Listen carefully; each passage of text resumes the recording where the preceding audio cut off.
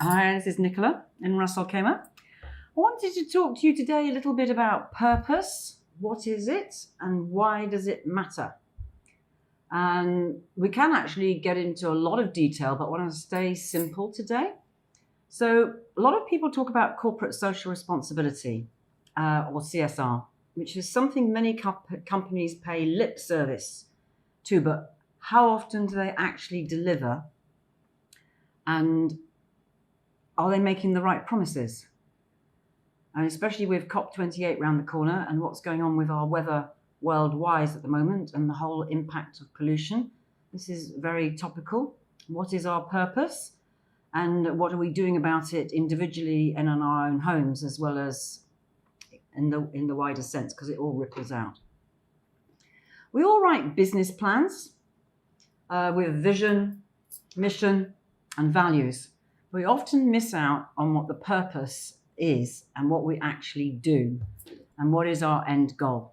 And I was particularly prompted to think about this by a very interesting and energizing conversation the other day with a lady I met, and we spent 2 hours talking on Thursday evening in a local Russell Kamer cafe. And it was very enjoyable and enlightening, and it made me think more about purpose, because she comes more from a marketing and branding perspective. And I don't really see myself like that, but I guess I'm part of my brand and I'm definitely part of my purpose. So in order to write policies and procedures, we need to understand what our purpose is. And we also need to appreciate that our policy and procedures are guidelines. They're a framework. They're not written in stone, and they are something that we can reflect on, refer to, and we can flex them according to circumstances and situations, which again comes back to team dynamics, team development, and what kind of leadership style we use, depending on the scenario and the situation. Our business purpose should guide all of our decisions across the people, the community, the stakeholders, the customers, and the planet, and encourage companies to implement robust policies that make a genuine impact in areas that matter most. Not that mad or difficult or wild, really, is it?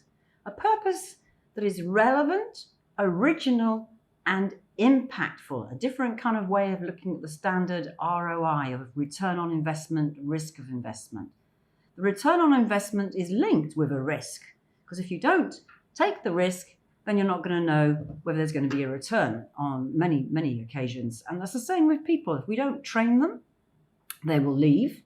And if we don't train them, they might stay. And that equally has an impact on whatever our business purpose is.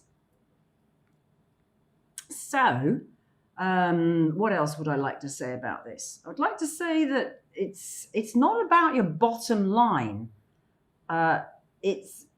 You need to cover your bottom line, but you also need to shake your team up so that they know that whatever they're doing and whatever they're contributing is part of the purpose, part of the direction, part of the goal. And if you don't take care of your internal customers, then how can you possibly take care of your external customers?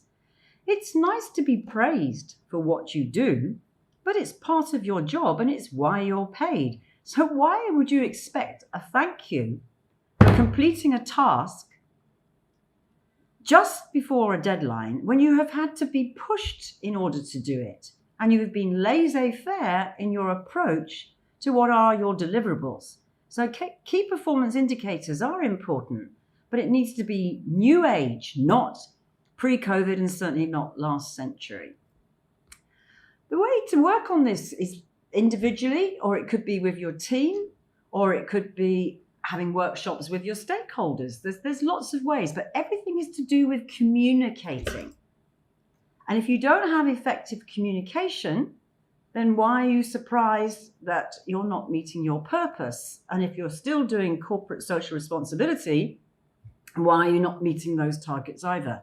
There's a lot of work being done with Holly Branson and the Virgin Group, and they don't do CSR anymore. They work on purpose, and they have a purpose barometer. So when we're looking at our mission, vision, strategy, goals, and objectives, the purpose and how we communicate it to our stakeholders as well as our internal customers is at the point of the mission and vision. So they must be written in an understandable, logical, culturally intelligent, emotionally intelligent, and socially intelligent way. So that's just a few thoughts. We can go into this in more depth on another occasion, but I will leave you now and let you have a fabulous Saturday wherever you are.